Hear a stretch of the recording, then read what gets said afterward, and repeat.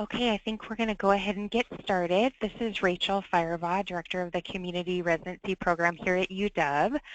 This is our second webinar in our new Preceptor Development Series, and we have an exciting presentation today. And before we get started, I'd like to just ask if everyone could save their questions until the end. And if you do just want to get your question out so you don't forget it, you're welcome to type it in the chat box, and both Dr. Foeppel and I will see that, and we can help respond to those at the end. So again, I think we'll just go ahead and get started, and I'm just so thrilled to introduce to you today Dr. Melanie Foeppel, and she is joining us from Pacific University. She's an associate professor down there just a few hours south of us here. So I will pass it over to you, Dr. Foeppel. Thank you so much.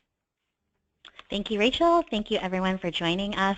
It is a pleasure to chat with you today. I am so happy to be chatting with people at my alma mater. That means a lot to me. So, as mentioned, my name is Melanie Foeppel. I am the RPD for our PGY2 and Ambulatory Care and Academia. I am also a preceptor for our PGY1 Community Pharmacy Program. And what I was hoping to go over today is a subset of a bigger presentation that we gave, I along with two other co-faculty, at the National Pharmacy Preceptors Conference in August. So my focus is really on what we did as a program to create what we deem a culture of actionable feedback. So the things that, the steps we did to do so, and also the lessons we learned undergoing that process. So for our outline today, I'll be going over a brief background as to why feedback is necessary, though I am very confident you understand that component already. Then we'll be talking about the 3 phases that we implemented when attempting to structure our feedback process, and then we'll be touching on the lessons learned. For this, though, I do want to ensure that we have a lot of time for questions, so I'll be saving time at the end to answer any inquiries you might have at that point. Okay, so background. Not surprising, feedback is really important for professional growth. Something not shown for you on this slide right here, but a while ago there was a study that came out. It sounds silly now, but it was a study of medical students, and they split them up into 2 groups. One group was taught a surgical procedure. Well, both groups were taught the surgical procedure. One group received critical, actionable feedback, and the other group simply got positive comments. And at the end of this, they did an assessment of who could do the procedure best, and of course, the group that got the critical feedback did best. Notably, the group that got the positive comments felt best about their relationship with the preceptor. I bring this up because I think it solidifies what we already assumed, but also about feedback in general, but also maybe reminds us a positive component is also a goal to strive for, which we'll touch on later on. So aside from feedback being good for learning purposes, ASHP does require that we have feedback components for accreditation. What's shown for you on the slide, the first 2 standards come for our PGY1 Community Pharmacy Program, and essentially for accreditation, they require, ASHP, that we complete written and verbal criteria-based summative evaluations, and that for every objective, there's a list of learning activities. So that is the structure in which feedback has to be given. Now, when talking about feedback specifically, ASHP also provides guidance on this, and they say 4 bullet points, particularly that feedback needs to be specific and actionable, and we need to use criteria when providing this feedback. Also, if you look at the last 2 bullet points, not only do we recognize residents' skill development at that moment, but we also focus on how they could improve moving forward. So again, we know that feedback is important for the learning process, and it's important for us with regards to accreditation to ensure that the feedback we are providing is very sound. Now, despite its importance, everyone really struggles with it. So in 2013, ASHP came out with a report stating that close to 80% of preceptors involved did not provide adequate criteria-based feedback. So the vast majority of us are struggling in an area that we acknowledge is critical for our residents' growth. Again, with relation to accreditation, the 1 and 2 most cited items when accreditors came around for their surveys are the 2 standards that I just mentioned. So they were feedback and structure related. So for our own story, both our PGY1 and PGY2 programs underwent accreditation in April 2015. We did great, but also we had partial compliances in these areas as well. So we wanted, knowing that this was going to be a journey for us to ensure that we meet these goals, we wanted to do so in a really structured manner. So we thought about longitudinally and structurally, what could we do to implement a culture of feedback that is actionable and that is efficient. So we underwent 3 phases, the first being that we convened the Preceptor group to review feedback models. Now we are a rather large group and we have a really diverse, our group has a diverse amount of training with regards to postgraduate training. And it wasn't surprising to me at that point, recognizing that we were all giving feedback in the manner that we received feedback as learners or preferred to receive feedback as learners. There's a lot of good stuff going on from my observances, but I thought it would be good to get us together in a room to talk about the models we're using and perhaps introduce each other to models that we might not have heard before. So what's shown for you on this slide is just 3 models. This is not by any means comprehensive. There is a bunch of feedback information out there, and you could spend an hour on simply that. But what I decided to list are the things that came to the surface from that discussion, things that preceptors have either heard of or chose to use, and the last one that we specifically introduced, one of 2 that we introduced. So we'll go through these rather briefly, the first being the feedback sandwich. Now, I can't see your faces. I would assume with the feedback sandwich, I might be seeing some visceral reactions, maybe negative, to using this model. And if that's the case, that's okay. We'll talk about it a little bit, but in case you don't know what the feedback sandwich is or what the CRC method is, it's essentially sitting down with your learner and providing feedback in which the first step is you open with positive feedback. So essentially, you commend the learner on doing something well. The second statement or the second step is that you provide corrective feedback. Thus, you provide some type of recommendation for improvement. And then the closing statement is, again, positive feedback or another commend. Now, why I think people have a negative association with this process is that even though there's 3 comments and arguably a rather balanced approach, this method could sometimes be used to squeeze in corrective feedback that might be uncomfortable to say. And as a learner, oftentimes what they'll hear is good stuff. They'll hear the bread, they'll hear the meat and the cheese and the meat and the cheese and the meat and the cheese. And then get that corrective feedback right in between the lettuce that really doesn't resonate whatsoever, because really right after that they get a bunch of ketchup and bread again. So I see this come up from learners in that this is the feedback, particularly student learners, but also early PGY1 learners. This is the feedback model they are familiar with and might expect from me, so I like to be familiar with their expectations. This is a feedback model that maybe my earlier preceptors might be familiar with, but we try to move away from it for the most part. Should you use it, there are a couple tips I would provide. The first being that ensure that when starting your corrective feedback or any of the statements, that you really allow them to be separate. What I hear sometimes is, and this is what I hear students giving other student peers feedback, they'll say things like, I think you did a really great job, but you might want to think about slowing down, but overall you did really great.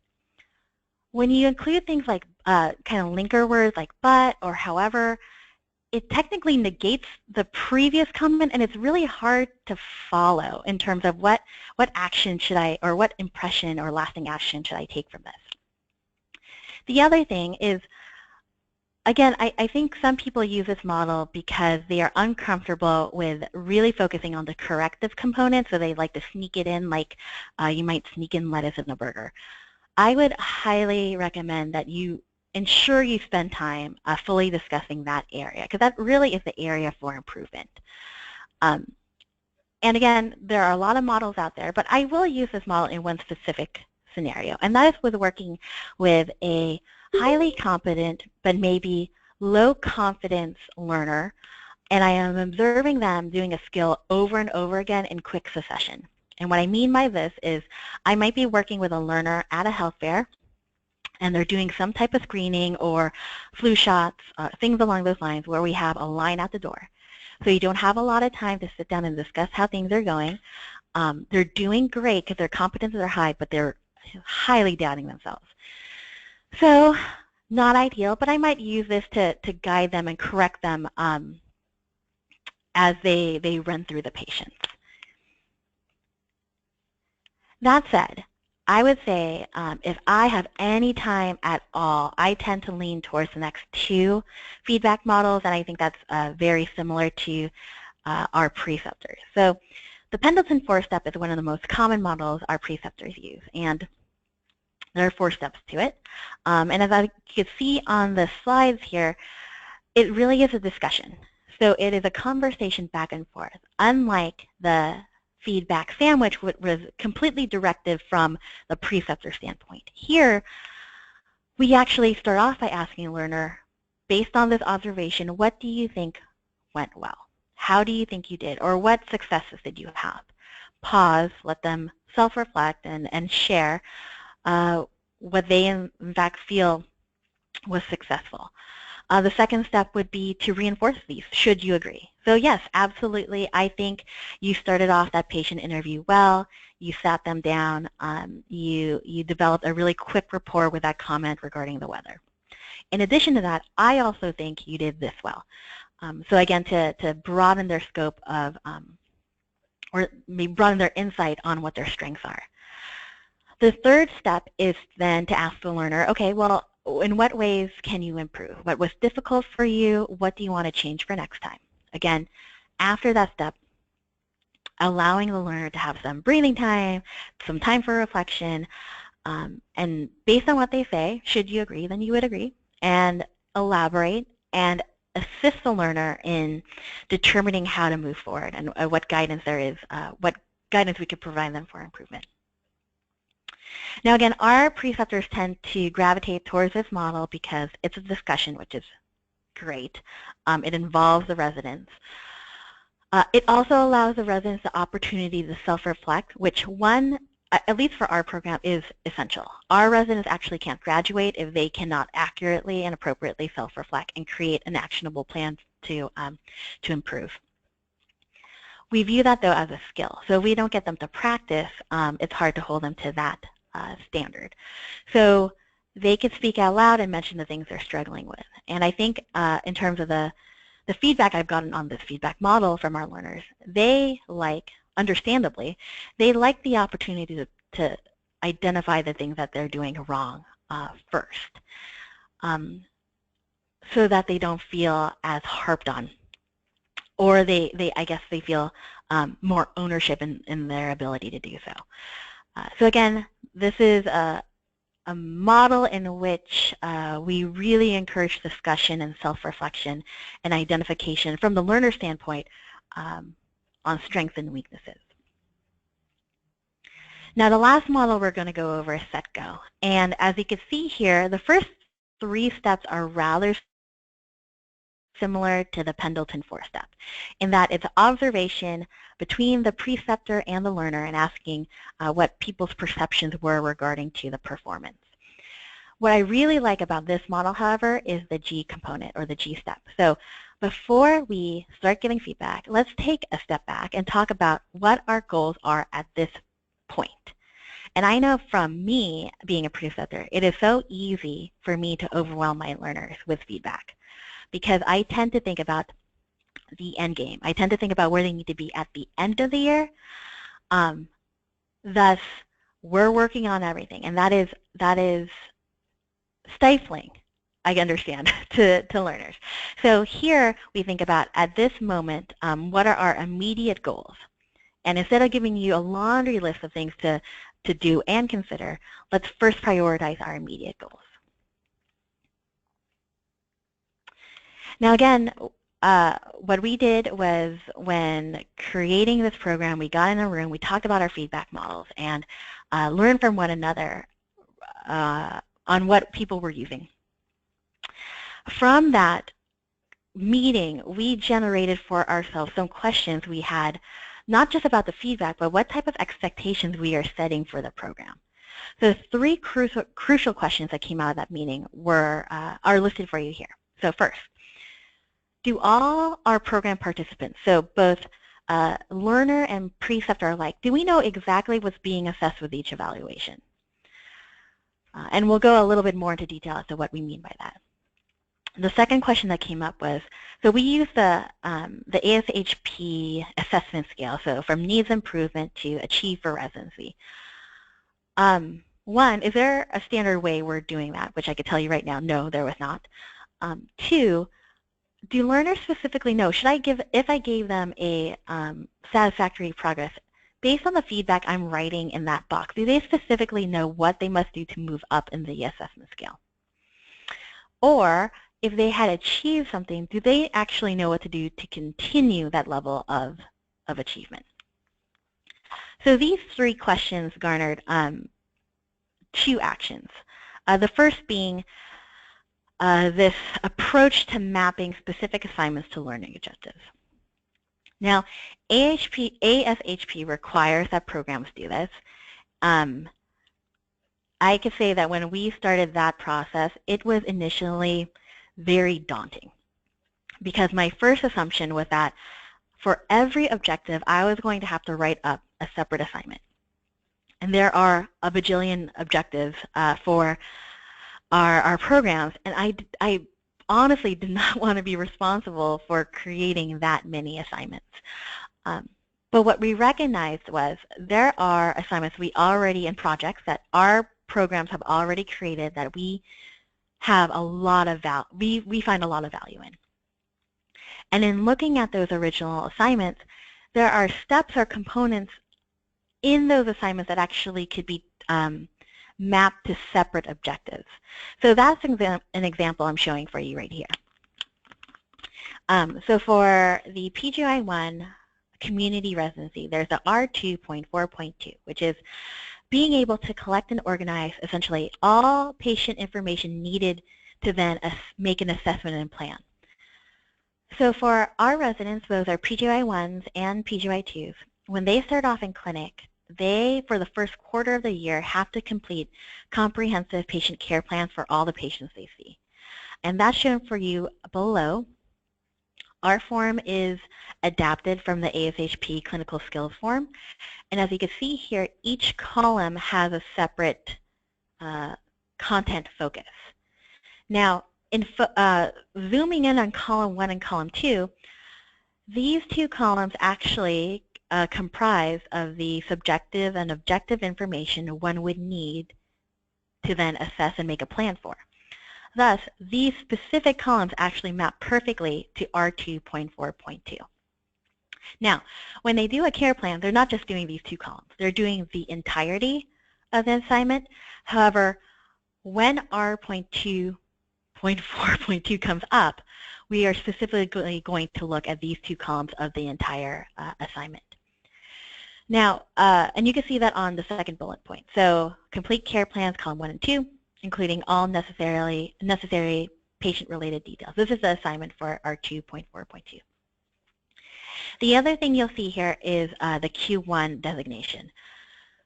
We decided as a preceptor group that our teaching philosophy allowed for our residents to achieve things earlier on in the residency program. I know there are other programs out there that choose to hold the Achieve for Residency till the very final evaluation, and I understand that. Our thought process was that when you look at the objectives themselves, there are, in our opinion, simpler, more foundational objectives, and there are more complex objectives. Those complex objectives are really hinged upon one's ability to address and be competent in the simpler objectives.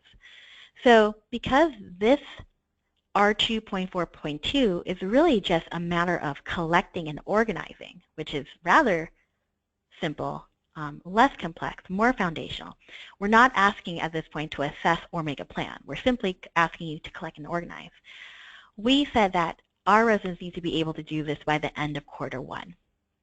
Thus, as you can see in bullet 2, at quarter 1, Q1, at the end of this quarter, they should be at an achieved level for this objective. If not, if they're at satisfactory progress or needs improvement, we would have to create with them a remediation plan such that they should be achieved by quarter 2. Now, if they're not achieved by quarter 2 here, we as a program decided that that resident would be up for, that we would decide whether or not continuation in our program would be appropriate, which I understand sounds harsh, but our argument is if you, by the end of quarter 2, which is January or so, if you still cannot collect and organize information, I do not know how you would be able to do the more advanced skill sets in a manner that you could achieve those as well. So again, for us, one of the biggest things we did was not only making activities for each objective, but deciding during which quarter these activities must be achieved. So that was the first question. Do we know what is exactly being assessed? In order to know that, we had to write activities that made sense for our program and determine in which quarter those activities must be achieved. For these questions regarding assessment scale, we created assessment scale definitions. Again, as I alluded to earlier, before this, we were all using our internal, just our guts really, to determine if a resident was in a needs improvement to achieve for residency. And as you can imagine, my internal compass might be different from another preceptor's, which I think is okay, but when we convened as a group, we discovered there was a huge overlap with regards to what we felt fell under each category. So for us, we said for needs improvement that these would be residents who displayed one or more of the following characteristics. They need direct and repeated supervision or guidance or prompting. The decisions they're making are either unsafe or questionable or not evidence-based. They are not either seeking out or incorporating feedback.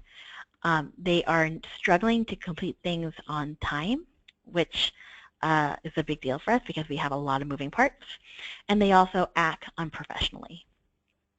So for any of these things, should they display any of these characteristics, they would be a needs improvement.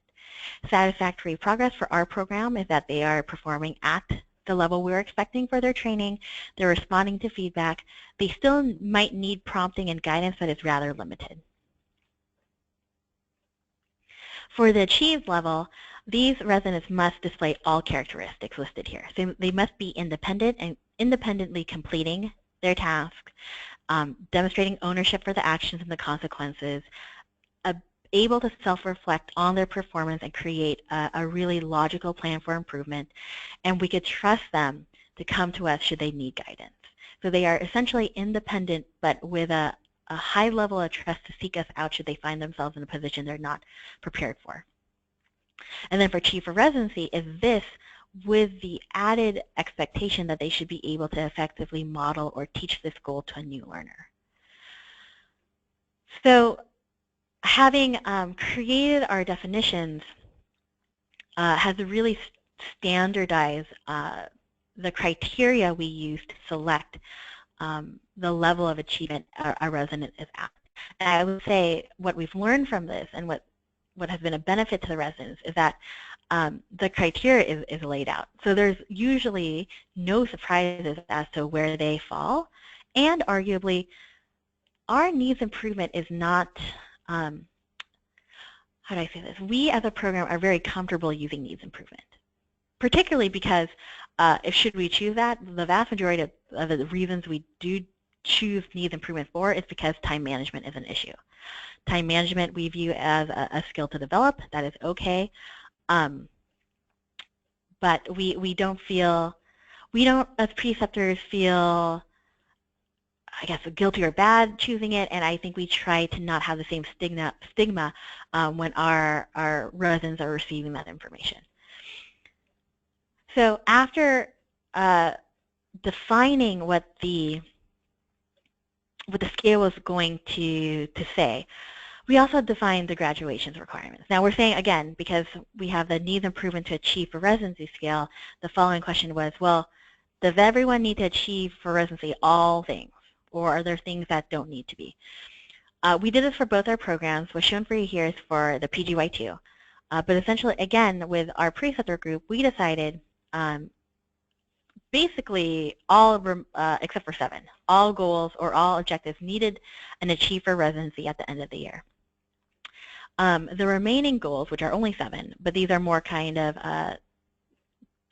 leadership-based goals, 50% of them had to be achieved, with the remaining 50% classified as satisfactory progress.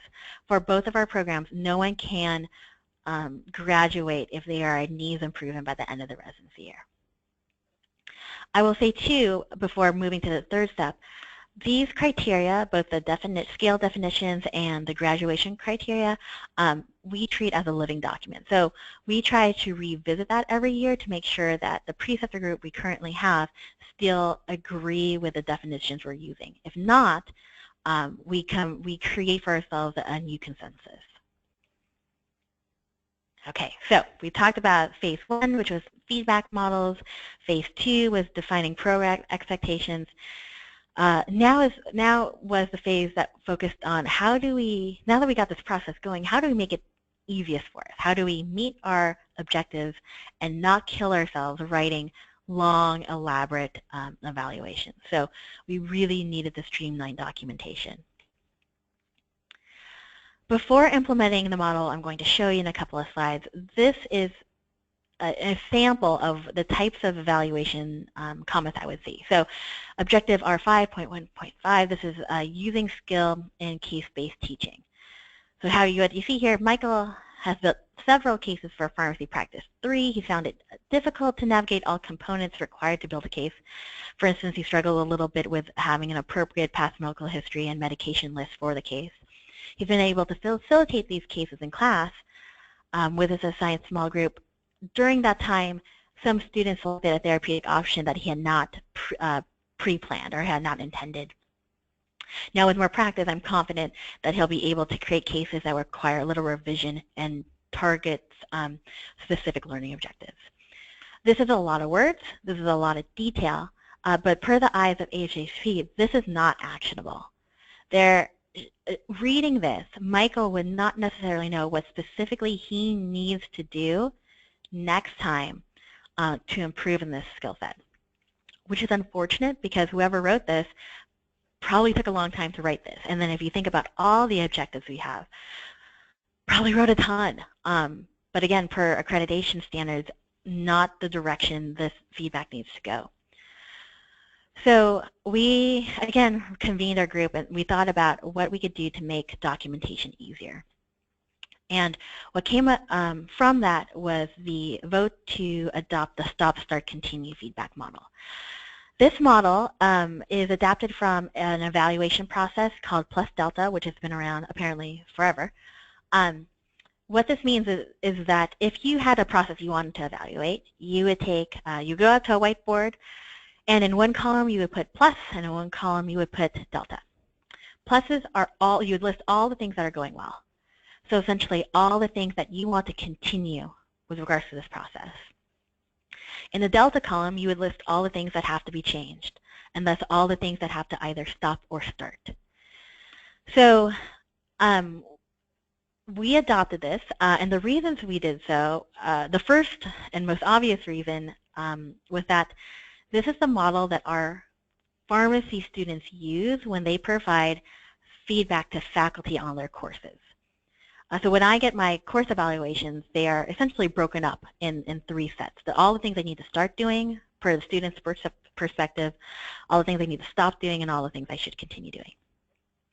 Because our residents are really highly involved in the school, we thought it made sense for them to receive feedback in a model that they've already been exposed to. Now, beyond that, we really like the idea of this model because it has built-in prompts. Now, unlike the example I'm showing you here, where it's a lot of narration, this model, the first words are actions. So it is in and of itself an actionable model. It also eliminates some of the not filler words, but some of the words used that there is a lot of, there needed a lot more clarity. So we had preceptors using words like should and must and recommends and needs. And when we debated those words as a group, we actually had differing opinions as to what those actually meant. So if I tell a resident should do this, do they need to do this? Must they do this for graduation? Is it a recommendation or not? So those words were kind of action words, but we like the the clarity that came with stop, start, continue. And again, for this method, there is a lot in terms of energy expended. The focus is a lot more targeted on feedback and less targeted on the verbiage for the narration. So what's shown for you on the next couple of slides is just an example of this. And if you're in a group, great. I ask that you maybe discuss this with this group. If you're by yourself or you're listening to this recording, that's great too.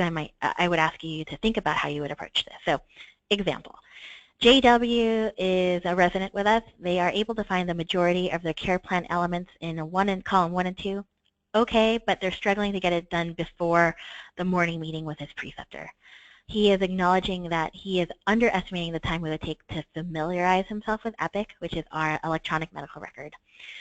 For some reason, he can't remember where to click.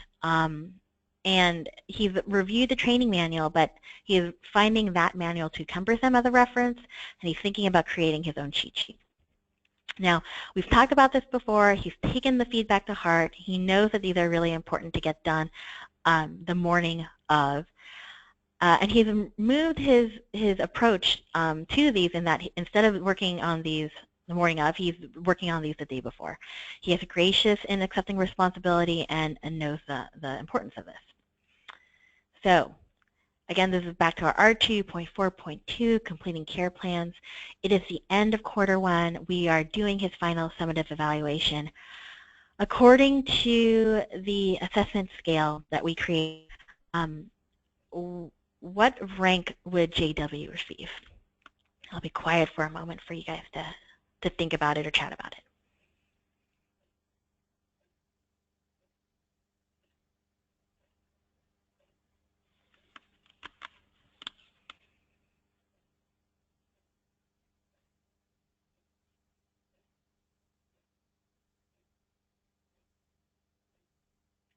Okay, now having done that, how might you document this feedback or give feedback to JW?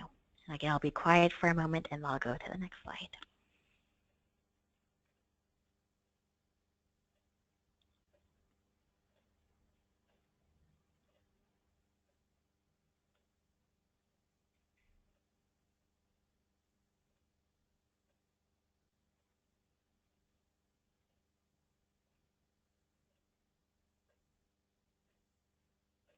Okay, so an example, let me just back up. So if JW was my resident, what I would do is I would start this off as a discussion. So I will use Pendleton 4-step or let go, ask him how he's doing, what things he's doing well, what things he needs to improve upon, and have a discussion about it. How I document, I would use stop, start, continue. So as we're talking, when he's saying things that he's doing well, I have my continue up, and I'm just listing all the things that we both agree that he's doing really well. When we're talking about the things that change, I am typing in my stops and starts. Now notice with here, compared to the other example that was very kind of narration-based, you can see that stop, start, continue are all action words, they're all verbs. They're very specific. Again, do our residents know what to do to move forward? they would need to stop turning in incomplete care plans. They have to be done the morning by morning meeting.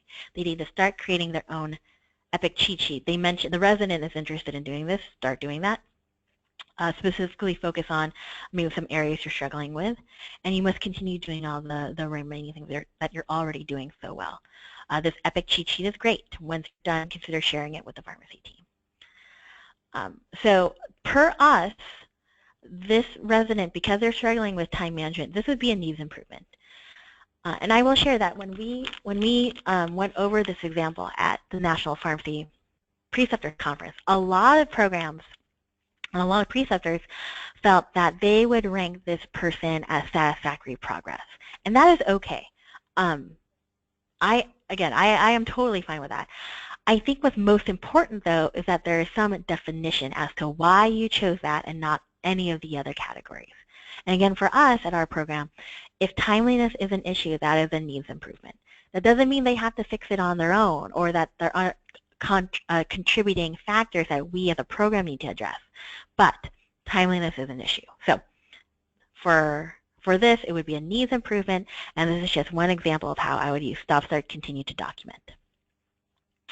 The last thing in terms of streamlining documentation and making this process as easy as possible for our residents and our preceptors was that we decided to toggle and move around some of the evaluation scheduled dates. Now, the first year we had a residency program, I didn't mess with any of the dates. So then Q1 ended for all longitudinal, and I should mention that we have, for the majority of our program, our rotations are longitudinal.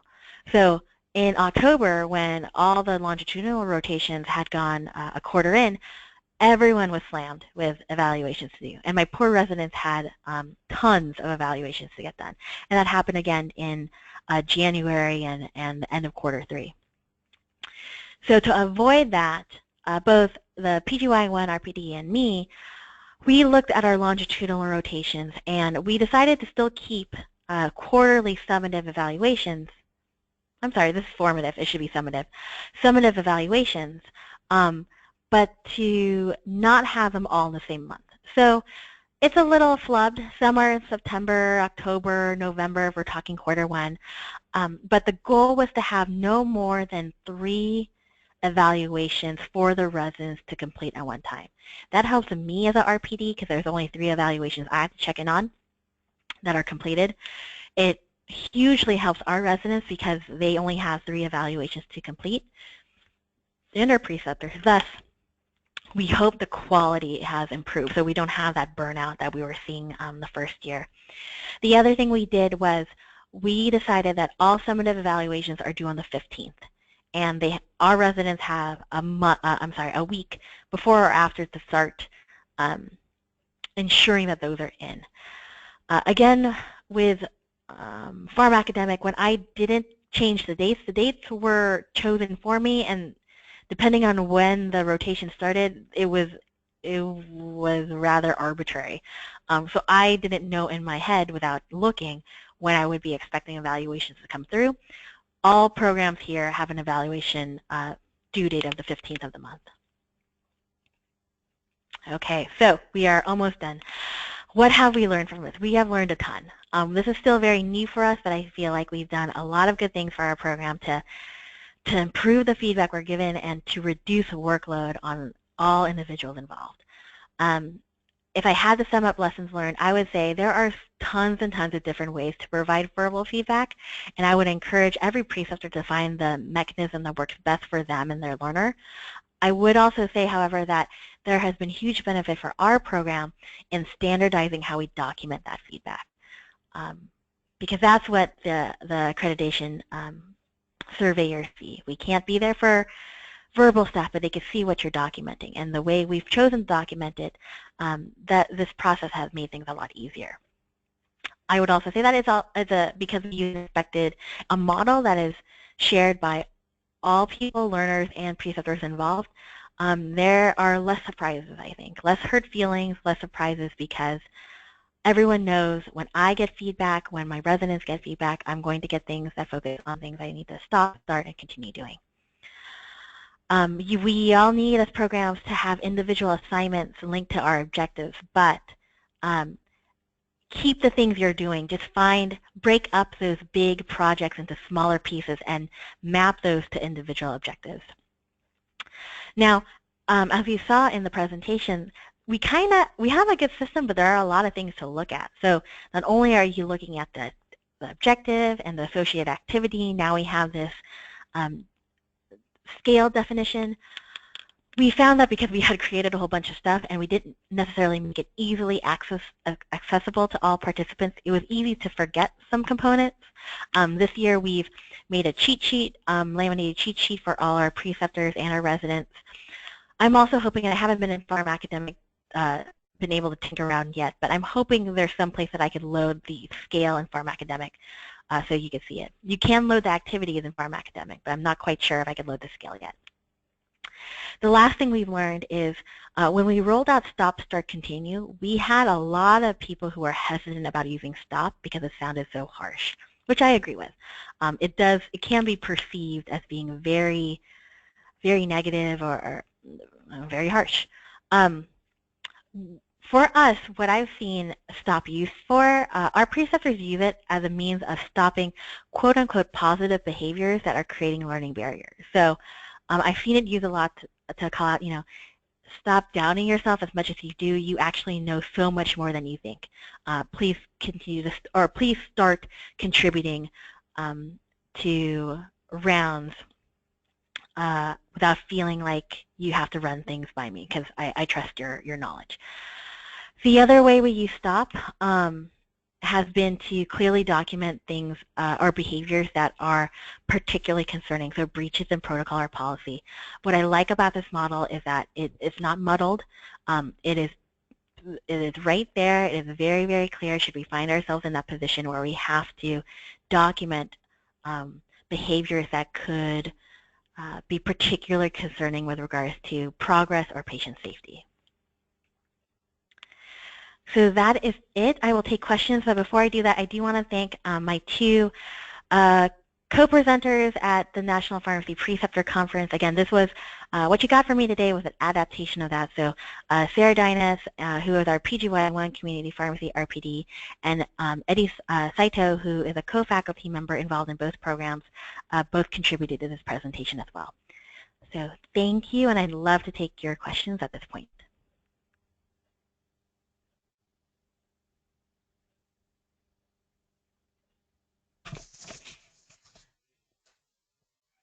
Melanie? Mm-hmm. Hi, I just want to say thank you very much. I really greatly appreciate you bringing this to us. I'm a fairly new preceptor as far as the residency program goes, and I have been struggling with how to provide the most effective feedback to my residents, and I think this is fantastic. Oh, I'm so happy. Thank you. Thank you for that. May I ask, what's your challenge? My biggest challenge was to not overwhelm them with data, but to get across to them what I needed them to do. And I really, really love this four-step approach here. That it starts a discussion, and I've been sort of using the stop, start, continue, and I'm going to formalize that and use it a little better to make it really clear. We had a resident that we were having difficulties getting across to them what we needed to have them do, and I think if I can use that start, stop, continue thing, it'll be much clearer what I need to have happen. Yeah, I would completely advocate for that, because I think, and I'll speak for myself, when I talk to someone, I'm using different words than I might use to document, and I think that's an okay thing, because it might be a hard conversation and there's a lot to go over. But to try to write a transcript of that or to summarize that in a way that lacks the structure it really needs, I think hurts me and it hurts the resident to know what they need to know moving forward. So for us, it's really work to have our own discussions in our own way that make sense for the moment and for our teaching philosophy and our relationship with the residents, but then agree to document it in one way. So thank you for your comments. I'm glad it was useful. And using the whiteboard with the plus and the delta, that helps me get organized in my brain what is happening and where it is, and yet it's laid out so the resident can also see and they can contribute to that whiteboard. Mm-hmm.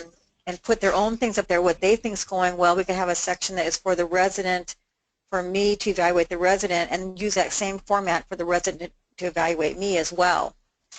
Absolutely. And I would say that that's probably one of the unexpected positive things that have come from this. Not surprisingly, our residents and also our students struggle with giving preceptors feedback because they're in a position that they might not feel completely safe. We are their graders, essentially, right? So they might struggle finding the right words that doesn't put them in a precarious position. What we like about this model is that this is, again, the exact same model we encourage them to use with us. So it does not hurt my feelings. It does not get them in trouble if they're writing things I need to stop or start doing. That is how we talk to one another. So it's eliminated that kind of awkward interpersonal weirdness that could occur because of the differences in position. Oh, absolutely. That's really great.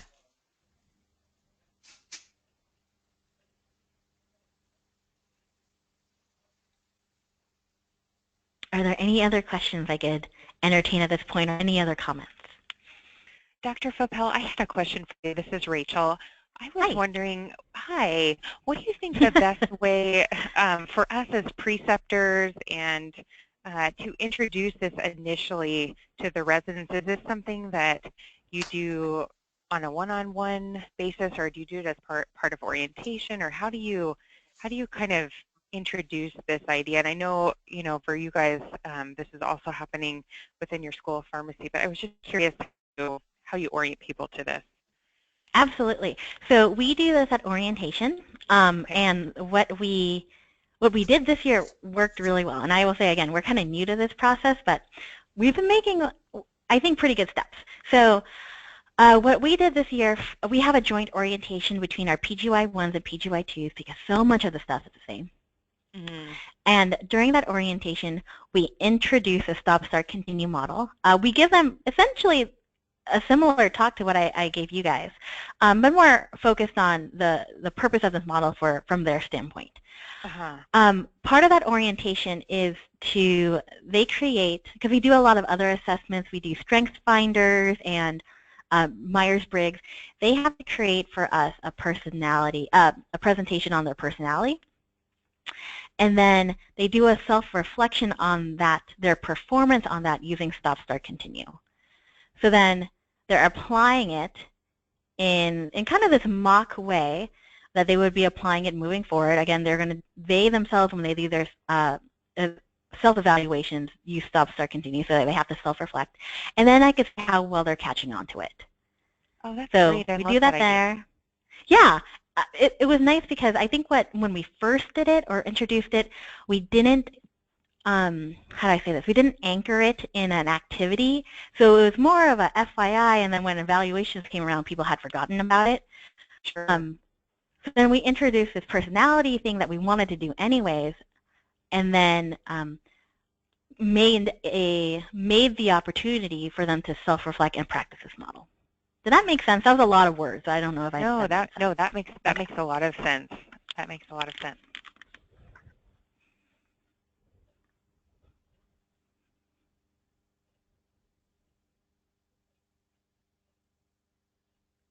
Well, if there aren't any other questions, I just want to say, gosh, Dr. Foeppel, this has been so valuable for the group live here on the webinar. I want to echo what Jan said, and I know that as we get together in the future here with our preceptor group, there's going to be a lot of great things for discussion that are going to come out of what you've presented today. So really appreciate your time and effort, and can't thank you enough for bringing this to us today. So thanks so much. Of course, it was such a pleasure. I'm more than happy to share anything that might have piqued your interest today. So please contact me. It was, again, I'm so happy to be looped back at UW, so I really appreciate the opportunity. Thanks so much. All right. Well, we'll look forward to staying in touch with you and connecting with you again soon. Yeah. All right, everyone. Thank you. Thanks so Bye. much. Bye.